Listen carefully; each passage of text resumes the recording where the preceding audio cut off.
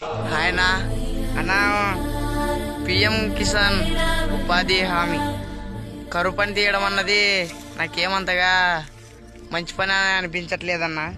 అన్న పొద్దునెళ్ళి మధ్యాహ్నం వరకు చేస్తున్నారు కదన్న, ఆడేం పని ఉండదన్న. కరువు పని సెలక్పారలు తీసుకొని బోరాలు తీసుకొని రెండు సార్లు మన్నేస్తారు.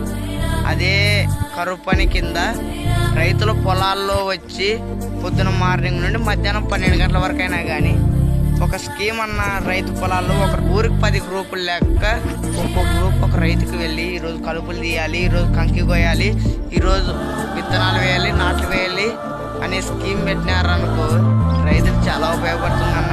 రైతులు కూలీలకు డబ్బులు లేక మందాగి ఉరేసుకొని చనిపోతున్నారన్న.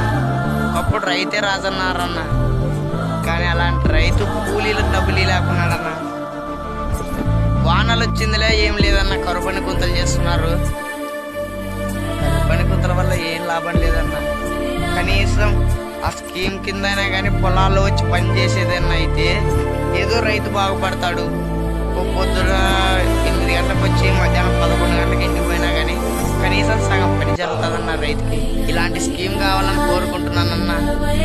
ప్లీజ్ ఈ ఒక్క వీడియోని కేంద్రానికి వెళ్ళేటట్ట షేర్ చేయండి అన్న. ఇదే నా కోరిక.